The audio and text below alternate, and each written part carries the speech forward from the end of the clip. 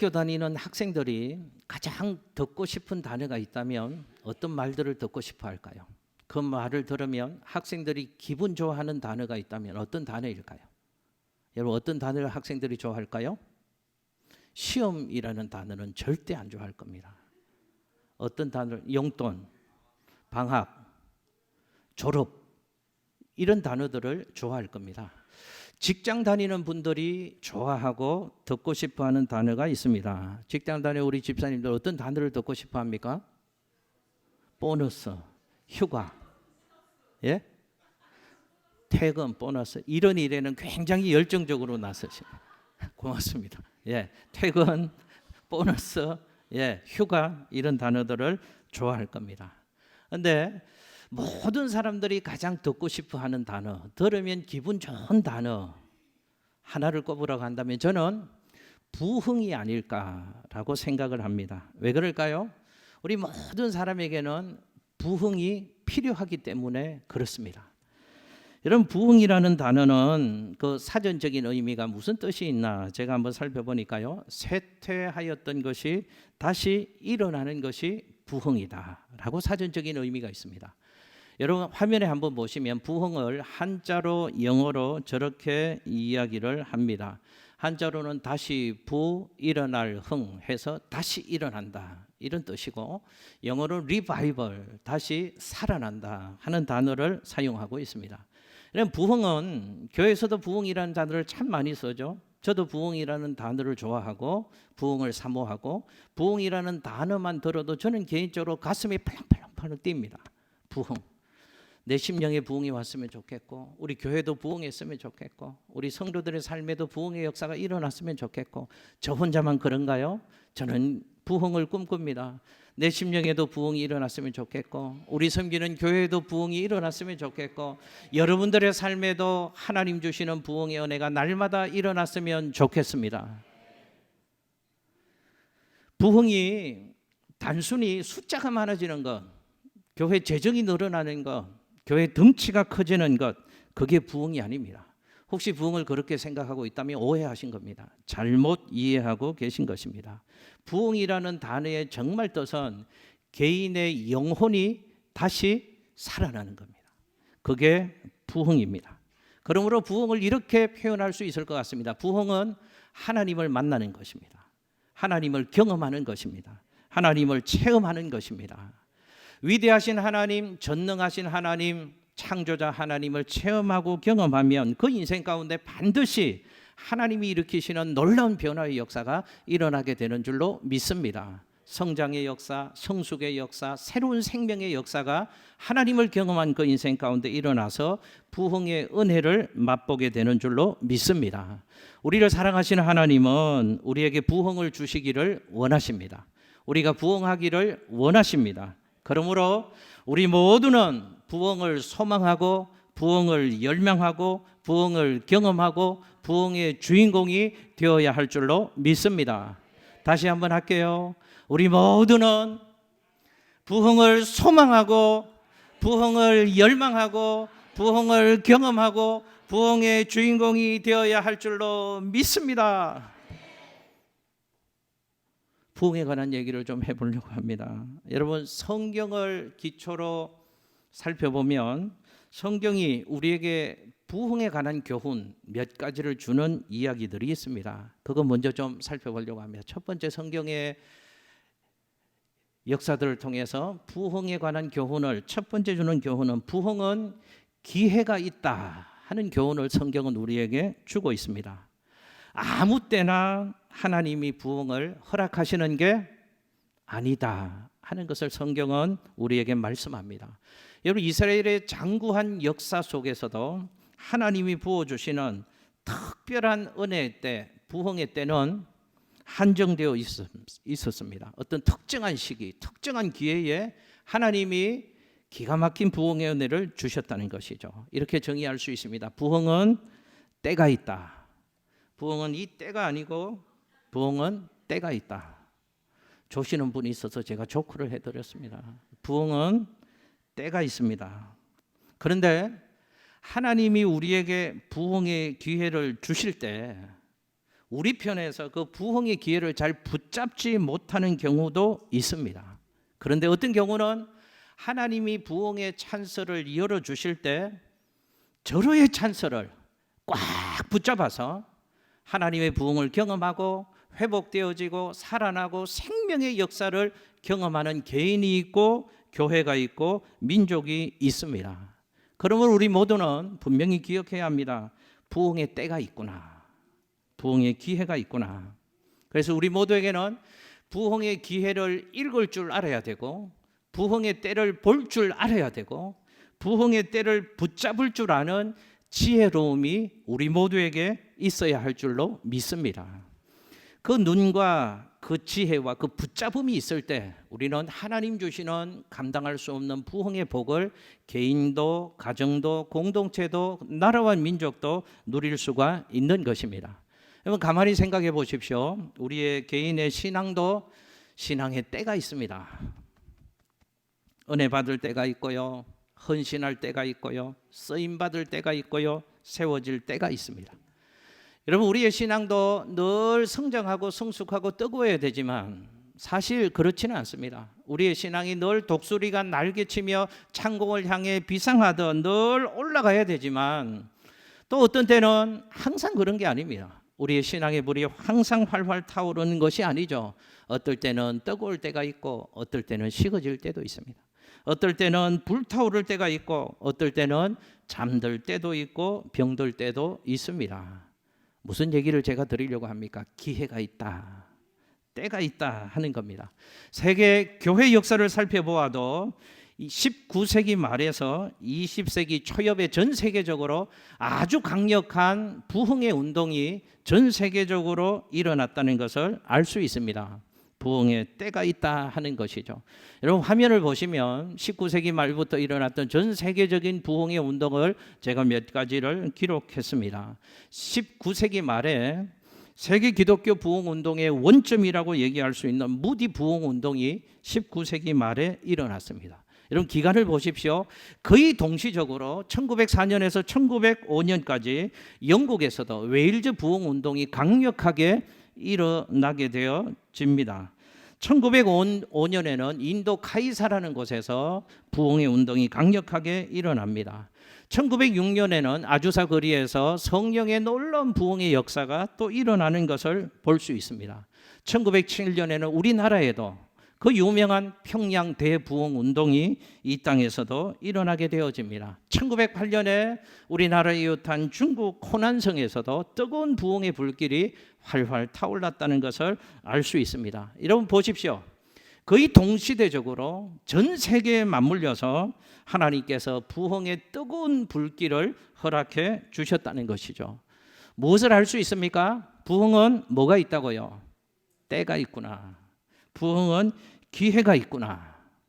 여러분 저는 저희 교회를 10년째 섬기고 있는 담임 목사로서 제 마음속에 하나님 주시는 확신과 기대함이 있습니다.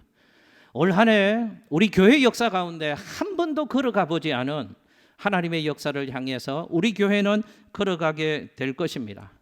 가양동에서 최초로 세워진 이 재단을 통해서 77년 동안 하나님 은혜 속에 이 재단을 세워주셨지만 이제 하나님이 100년을 꿈꾸며 미래를 담는 교회를 되게 하시려고 하나님께서 우리 교회와 성도들의 삶 가운데 그 어느 해도 없었던 놀라운 부흥의 은혜를 올 한 해 가운데 부어주신다고 저는 믿습니다. 그래서 한 번도 해보지 않은 일련의 기도 운동을 하는 것입니다.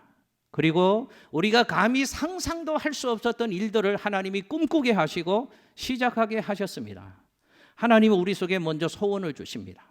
기도하게 하십니다. 그리고 그 일을 하나님 은혜 속에 이루어가게 하시는 것이죠. 여러분 저는 분명히 확신합니다.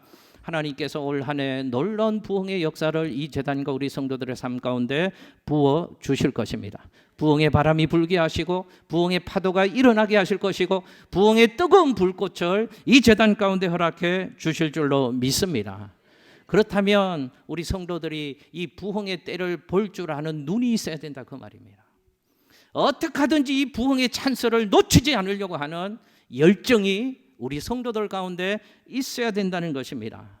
이 기회를 은혜의 도구로 하나님께 영광 돌리는 기회로 삼으려고 하는 아주 강한 몸부림이 담임 목사인 제게도 있어야 되고 우리 온 성도들에게도 동일하게 있어야 되고, 이때가 그때구나, 이때가 부흥의 때구나 깊이 깨닫는 자각이 우리 모두의 심령 속에 있어야 될 줄로 믿습니다. 여러분, 한 번 지나간 부흥의 기회는 언제 올지 모르기 때문에 그렇습니다. 부흥은 때가 있습니다. 역사가 오래되었다고 부흥하는 것 아닙니다. 교회에 위치한 곳이 좋은 곳에 교통이 편리하고 사람들이 오가는 큰 대로에 있다고 교회가 부흥하는 것이 아니라고 저는 확실히 믿습니다. 하나님이 부흥을 주셔야 합니다. 부흥의 때가 있습니다. 부흥의 기회를 잘 볼 수 있어야 된다는 것이죠. 두 번째는 부흥을 위해서는 하나님이 반드시 사용하시는 사람들이 있구나 하는 것을 성경을 통해서 교훈받을 수 있습니다.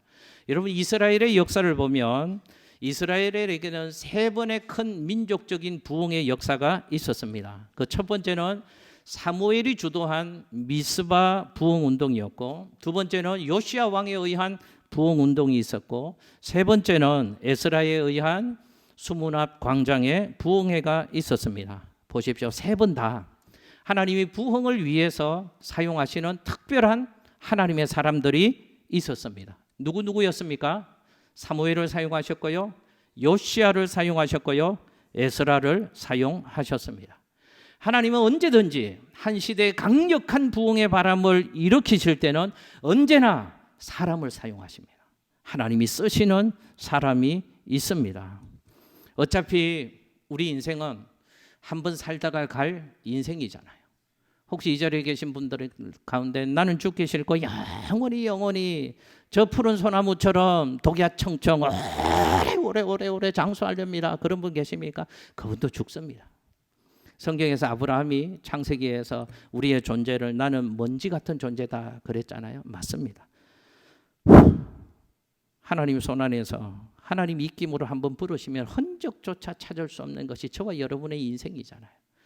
어차피 갈 인생입니다. 짧게 살다 갈 인생입니다. 한 줌의 흙으로 돌아갈 인생입니다. 이 짧은 인생 가운데 하나님이 쓰시는 인생이 있다면 하나님 오른손에 붙잡혀서 한 시대에 하나님의 역사를 감당하는 멋진 인생으로 쓰임 받는다는 것이 한평생의 삶을 살아가는 우리에게는 가장 큰 은혜고 복이고 영광인 줄로 믿습니다. 저는 이런 원리에서 우리 성도님들 마음속에 좀 불타는 소원이 있었으면 좋겠습니다. 하나님, 우리 섬기는 이 시대가 이 양천교회 역사 가운데 가장 강한 부흥의 바람이 불어오는 시기가 되게 하여 주옵소서. 하나님, 그 시대에 가장 귀하게 쓰임받는 하나님의 부흥의 불쏘시개들이 제가 되게 하옵소서, 우리가 되게 하옵소서 하는 강한 소원과 다짐이, 열망이 우리의 마음속에 모두 있게 되시기를 예수님 이름으로 축복합니다. 한국 교회 부흥의 역사를 보면 1907년에 아까 말씀드린 평양 대부흥 운동이 일어났을 때도 마찬가지 원리였습니다. 하나님이 그때에도 부흥의 바람을 일으키실 때 부흥의 불쏘시개로 쓴 사람들이 있었습니다. 그 중에 한 사람이 하워드 존스턴이라는 미국 사람이었습니다. 이분은 미국 북장로교회 해외 선교부의 임원이었습니다. 당대의 유명한 부흥사였답니다. 이분이 한국을 찾아왔습니다. 그리고 평양에 있는 장대현 교회에서 설교를 하게 되었답니다. 그 당시 영국에서 일어났던 웨일즈 성령 운동을 소개하면서 이분이 평양 장대현 교회 성도들에게 설교를 하면서 이렇게 도전의 메시지를 던졌답니다.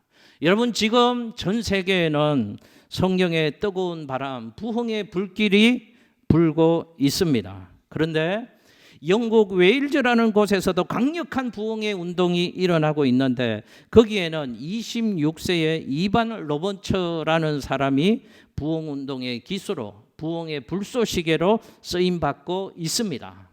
이제 하나님께서 이 1907년 평양 땅, 한국 땅에도 부흥의 바람을 일으키고 계십니다. 한국 땅에 일어난 부흥운동의 기수가 될 사람은 하나님 앞에서 결단하며 소원하며 손을 들고 일어나십시오. 말씀을 듣는 평양 장대현 교회 성도들에게 초청했습니다. 그때 조용한 분위기 속에서 한 분이 손을 들고 일어나더랍니다. 그분이 누구인가? 평양 장대현 교회 선임 장로요. 장로이면서도 신학생이었고 그 당시 조사, 요즘식으로 얘기하면 전도사로 섬기고 있던 길선주 장로님이 벌떡 일어났답니다. 제가 한국 교회 부흥 운동의 기수가 되겠습니다. 손을 들고 하나님 앞에서 작정했답니다. 이 길선주 장로님을 하워드 존스턴이 그를 위해서 기도해 주었답니다. 그리고 길선주 장로님은 그 이듬해 12월 16일에서 22일까지 황해도 재령에서 집회를 인도했답니다. 그때 이 길선주 장로님을 통해 놀라운 부흥의 역사가 말씀을 전하고 섬기는 교회들마다 재단들마다 일어났답니다. 그 집회에서 은혜를 받고 한국에 또 한 명의 부흥의 기수가 일어나게 되었답니다. 그분이 바로 그 유명한 김익두 목사님이었답니다. 보십시오. 한국 부흥의 역사를 두 분이 이어가고 있습니다. 길선주 장로님, 김익두 목사님이 이어가고 있는 것이죠. 여러분 보십시오. 부흥의 현장에는 언제나 이 원리가 적용이 되어집니다. 하나님이 사용하시는 사람이 있다 하는 것입니다. 사랑하는 양천교회 성도 여러분, 하나님이 부흥의 바람을 일으키실 때, 부흥의 파도를 일으키실 때 하나님이 쓰시는 사람이 있다면 여러분들이 그 주인공 되면 어떠실까요? 하나님이 이 시대에도 한국 교회를 위하여 쓰시는 교회가 있다면 1907년 그 시대는 평양 장대인 교회를 일으켜서 한국 교회 부흥의 바람을 일으키셨던 하나님께서 오늘도 쓰시는 교회가 있다면 저는 우리 양천교회가 평양 장대현 교회처럼 이 시대에 쓰임받는 교회가 되기를 소원합니다. 우리 교회 성도님들이 이왕이면 다른 교회 말고 다른 성도들 말고 이왕이면 하나님이 우리 교회와 우리 성도님들을 평양 장대현 교회처럼 길선주 장로님처럼 김욱두 목사님처럼 우리 양천교회와 양천교회 성도님들과 부족한 저를 쓰실 수 있었으면 좋겠습니다. 이 소원은 좀 있어야죠. 마지막 하나요. 부흥은 한 번의 부흥 사건으로 끝나는 것이 아니고 또 다른 새로운 역사를 준비하기 위한 부흥이었구나 하는 것을 성경을 통해서 발견할 수 있다 그 말입니다. 여러분, 올 한 해 우리 교회는 참 의미로운 해입니다. 78년을 지나고 있지만 교회 창립 100주년을 준비하면서 미래를 준비하는 교회, 오늘보다 내일이 더 좋은 교회를 이뤄 가시기 위해서 하나님이 이 재단 속에 비전 센터를 허락하셨습니다.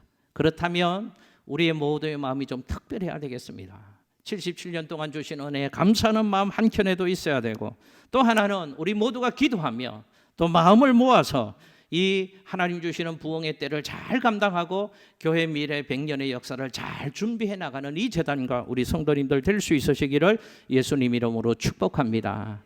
어떻게 이 부흥의 때를 잘 준비하는 부흥의 주인공이 되어질까? 느헤미야에서 일어났던 부흥의 얘기를 보면서 그 원리를 두 가지만 좀 살펴보려고 합니다. 여러분, 느헤미야 8장과 9장에는 수문앞 광장의 부흥의 이야기가 기록되어져 있습니다. 어떻게 해서 그런 부흥이 일어났는가?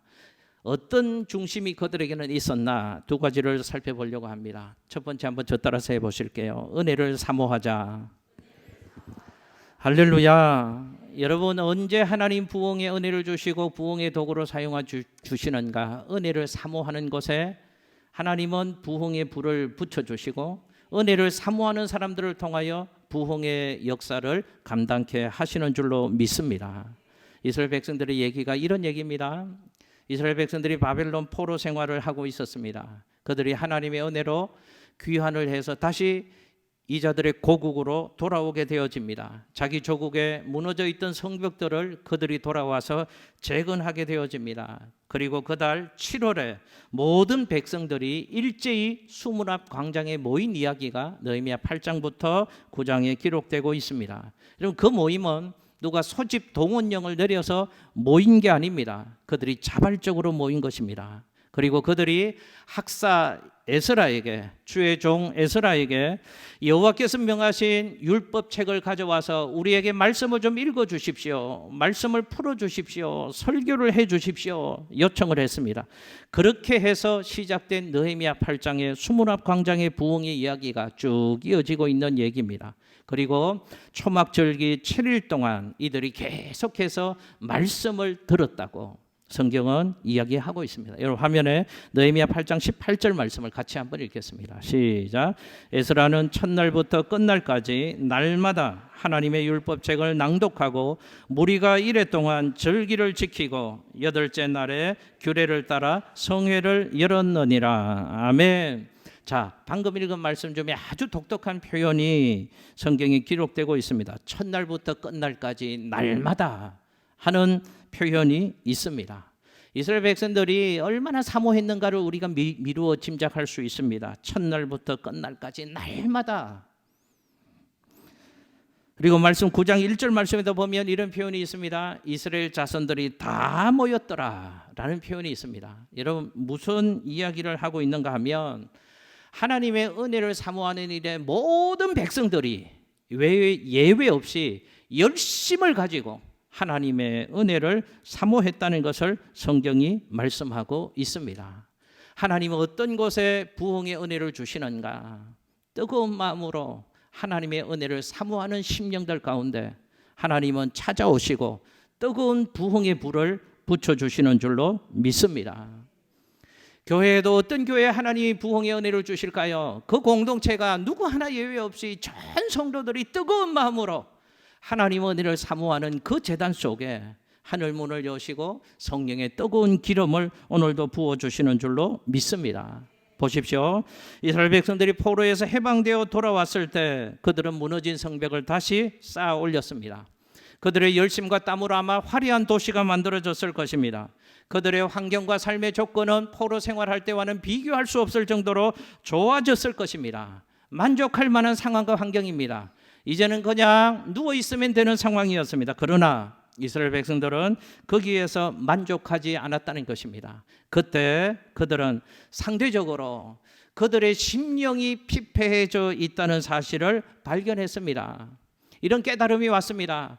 우리가 바빌론의 포로 생활할 때보다는 살기는 좋아졌는데, 환경은 너무너무 좋아졌는데, 생활은 좋아졌는데, 그때 없었던 자유는 얻었는데, 우리의 조국은 광복이 되어졌는데, 그런데 우리의 영혼은 너무너무 피폐해져 있구나 하는 깨달음이 이스라엘 백성들에 찾아오게 되었습니다. 영혼의 새로운 각성을 그들이 가지게 되었다는 것이죠. 그래서 이스라엘 백성들은 모두가 모여서 수문학 광장에 모여서 학사 에스라에게 요청을 하는 것입니다. 하나님의 말씀을 우리에게 좀 들려주십시오. 그래서 느헤미야가 중심이 된 수문학 광장의 부흥회가 이렇게 시작이 된 것입니다. 사랑하는 양천교회 성도 여러분, 우리도 하나님이 부어주실 기가 막힌 은혜의 역사를 기대하면서 새로운 부흥을 준비하는 2024년 한 해를 출발했습니다. 그리고 그 은혜의 주인공 되기 위해서 이번 주간 부흥회를 앞두고 있습니다. 우리에게 필요한 첫 단추가 무엇일까요? 성경에 나오는 이스라엘 백성들 그들처럼 이 제단에 속해 있는 모든 성도들 누구 하나 예외 없이 하나님이 부어주실 부흥의 은혜를 사모하는 심령이 우리 모두에게 있어지게 되시기를 예수님 이름으로 축복합니다. 누구 하나 예외 없어야 됩니다. 구경꾼이 없어야 합니다. 예외자가 있어서는 안 된다 그 말입니다. 우리 생에 하나님 강력한 부흥의 역사를 한 페이지 남기게 하여 주옵소서. 내 인생 그냥 이대로 살다가 교회 문지방만 그냥 드나들다가 내 인생 마감하는 그런 한 사람의 종교인 되지 말고 하나님 내 때에 하나님 부흥을 보게 하여 주옵소서. 하나님 나를 통하여 하나님의 부흥의 역사가 일어나게 하여 주옵소서. 그때 하나님 주시는 기가 막힌 부흥의 역사가 우리를 통하여 일어나게 되는 줄로 믿습니다.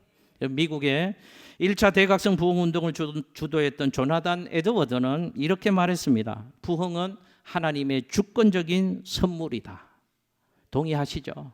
맞습니다. 부흥은 사람들이 뭘 행사한다고 막대 그래프 붙인다고 뭘 책자 읽는다고 부흥이 만들어지고 연출되어지는 게 아니다 그 말입니다. 부흥은 전적으로 하나님이 주시는 선물입니다. 그러나 하나님은 어디에 주시는가? 누구에게 주시는가? 어느 곳에? 간절한 사모함을 가지고 있는 심령 가운데 하나님은 찾아오셔서 그 공동체에 부흥의 은혜를 주시는 줄로 믿습니다. 그러므로 하나님의 은혜를 사모하는 간절함이 뜨거움이 우리 모두에게 있어야 합니다. 혹시 오늘 2부 예배를 드리는 성도님들 가운데 속썩이는 남편 때문에 눈물이 마르지 않는 성도님들 계십니까? 그 남편의 영혼을 주님 앞에 가지고 나서 부흥해 오십시오. 아내가 남편의 영혼을 위하여 간절히 사모하며 하나님 앞에 부르짖어 보십시오. 하나님, 우리 사랑하는 남편의 심령 가운데에도 뜨거운 부흥의 불이 임하게 하여 주시옵소서. 성령의 불이 임하면요, 남편이 뒤집어집니다. 삶의 변화가 일어날 것입니다. 우리 자녀들 우리의 마음대로 안 되잖아요. 저도 일부 예배 때는 있어서 저희 아들이 있어 그 얘기를 속 시원하게 못했지만 2부 때는 없으니까 내 자식이라도 내 마음대로 안 되잖아요. 내 뜻대로 안 되는 자식 때문에 속에서 천불 내지 말고요, 그 아이들의 영혼을 주님 앞에 가지고 오십시오. 하나님, 우리 아들, 우리 딸, 저 심령 속에 하나님의 부흥의 불이 임하게 하여 주시옵소서. 사모하며 하나님 앞에 간절히 나아가십시오. 하나님은 사모하는 영혼을 만족해 하시고 줄인 영혼에게 좋은 것으로 채워주시는 좋으신 하나님이신 줄로 믿습니다. 목마른 사슴처럼 하나님의 은혜 갈급함 가지고 주님 앞으로 나가면 하나님은 안아주시고 품어주시고 채워주시고 부흥의 뜨거운 불을 불어오게 하실 줄로 믿습니다. 여러분, 가만히 생각해 보십시오. 지금 우리가 열심히 세상을 살아갑니다. 바쁘고 분주하게 살아갑니다. 그 삶의 내용들이 전부 육체적인 것들 아닙니까? 땅의 것들을 위해서 그렇게 수고하고 땀 흘리는 여러분의 삶의 내용이 아니냐, 그 말입니다. 가만히 생각해 보십시오. 그렇게 수고하고 땀 흘리는 동안에 우리의 영혼은 사정없이 황폐해지고 있습니다. 내 영혼은 사정없이 피폐해져 가고 있습니다. 그런데 우리는 내 영혼에 관심조차 두고 있지 않습니다. 기억하십시오. 영혼이 잘 되어야 합니다. 영혼이 살아나야 합니다. 영혼이 하나님과 바른 관계를 맺어야 합니다. 그래서 하나님은 우리의 속사람을 살려주시고 우리 인생을 고쳐주시려고 이번에 부흥회를 허락해 주시는 것입니다. 그럼 우리에게 사모함이 있어야죠. 하나님, 이번 부흥회에 내 심령이 다시금 세워지게 하여 주옵소서. 내 영혼의 리바이벌이 일어나게 하여 주시옵소서. 내 영혼을 다시 회복시켜 주옵소서. 내 영을 새롭게 소생시켜 주옵소서. 사모하며 주님 앞으로 나아갈 때 하나님은 그 심령 속에 찾아오셔서 감당할 수 없는 부흥의 은혜를 주실 줄로 믿습니다. 우리 모두의 마음속에 지금 이대로가 괜찮다가 아니고 지금 이대로는 안 된다는 영혼의 위기의식이 좀 있으시기를 바랍니다. 영적인 갈급함이 좀 있으시기를 바랍니다. 그때 하나님은 우리의 속사람을 새롭게 해주시고 부흥의 은혜를 부어주실 줄로 믿습니다. 또 하나만 잠깐 살펴볼게요. 한번 저 따라서 해보실게요. 말씀을 사모하자. 할렐루야. 말씀을 사모할 때 하나님은 부흥의 은혜를 주신다는 것입니다. 여러분, 느헤미야서 말씀을 가만히 보면 한 가지를 깨달을 수 있습니다. 이스라엘 백성들이 하나님의 말씀을 얼마나 간절히 소원했는가, 하나님의 말씀을 얼마나 강력하게 사모했는가 하는 한 가지 사실을 발견할 수 있습니다. 8장 3절 말씀에 보면요, 새벽부터 정오까지 말씀을 사모했다고 합니다. 장장 6시간 수문 앞 광장에서 말씀에 집중했다는 이스라엘 백성들의 이야기가 나옵니다. 또 이어지는 말씀을 보니까요, 성경의 표현이 하루 종일 말씀을 들었다고 기록을 합니다. 그리고 이어지는 말씀 보니까 그 이튿날에 뭇 백성의 족장들과 제사장들과 레위 사람들이 율법의 말씀을 밝히 알고자 하여 또 학사 에스라 앞으로 와서 하나님의 말씀을 사모했다고 기록합니다. 8장 18절 말씀을 보면 초막절 7일 동안 진행되어지는 동안에 하나님의 율법책에 집중했다고 성경은 말씀합니다. 기억하십시오. 말씀 없이는 진정한 부흥이 없습니다. 말씀이 없는 곳에는 진정한 하나님의 역사가 일어나지 않는 것입니다. 내 영혼에 하나님 말씀이 작살처럼 꽂힐 때 하나님의 새롭게 하시고 하나님의 부어주시고 하나님이 열어주시는 부흥의 역사가 우리의 삶 가운데 일어나게 되는 줄로 믿습니다. 하나님 말씀이 선포되어질 때 그들 가운데 일어나는 놀라운 변화들을 느헤미야 말씀에서는 자세하게 기록하고 있습니다. 그 말씀이 선포되어질 때 느헤미야 8장 6절 말씀에 보면 그들이 어떻게 반응했는가? 아멘, 아멘으로 그 말씀을 받아들이고 몸을 굽혀 얼굴을 땅에 대고 여호와를 경배했다고 말씀을 합니다. 말씀을 깨달은 성도들은 반응하게 되어져 있다는 것이죠. 그 첫 번째 반응이 아멘, 아멘으로 반응했다는 것입니다. 아멘의 뜻은요, 동의와 결단의 뜻이 있습니다. 저 말씀이 하나님의 말씀인 줄로 나도 동의합니다. 그 말씀이 내게도 이루어지기를 소원합니다. 동의와 결단을 가지고 아멘, 아멘 하는 것입니다. 저는 우리 교회도 하나님 말씀 주실 때 하나님 지금 내게 말씀하신다. 그 말씀이 맞습니다. 그 말씀이 내게도 이루어지기를 원합니다 하는 마음으로 말씀이 선포되어질 때마다 말씀 앞에 옳게 반응하시되 주시는 말씀에 아멘, 아멘 화답하시고 반응할 수 있는 우리 성도님들 되시기를 예수님 이름으로 축복합니다. 9절 말씀해 보니까요, 말씀을 듣고 울었답니다. 무슨 뜻일까요? 하나님 말씀의 거울 앞에 내 자신을 비춰보게 되었다는 것입니다. 내가 지금 어떤 삶을 살고 있나 말씀의 거울 앞에 비추게 되니까 죄로 인하여 애통하는 마음을 하나님의 백성들이 가지게 되었다는 것입니다. 제가 한번 여쭤볼게요. 여러분들의 신앙의 삶 가운데 말씀을 듣고 울어보신 경험이 있으십니까? 한 분도 없으시다고요? 신앙생활 잘못하신 것인 줄로 있습니다. 제대로 못하셨을 수도 있습니다. 하나님 말씀이 내 가운데 부딪히면요, 말씀의 거울 앞에 내 삶을 비춰보게 되어져 있거든요. 죄로 얼룩져 있는 내 모습을 발견할 수밖에 없거든요. 그때 애통하는 마음을 이스라엘 백성들이 가졌다는 것입니다. 오늘 9장 1절에서 3절 말씀해 보니까요, 이런 표현이 있습니다. 이스라엘 백성들이 금식하며 모든 이방 사람들과 절교하고 자기들의 죄, 자기 조상들의 죄와 허물을 자복했다는 내용이 오늘 성경 말씀에 있습니다. 무슨 뜻인가 잘 들어보십시오. 하나님의 말씀이 내 심령 가운데 임하게 되어지면 삶의 변화가 일어나게 되어져 있다는 것입니다.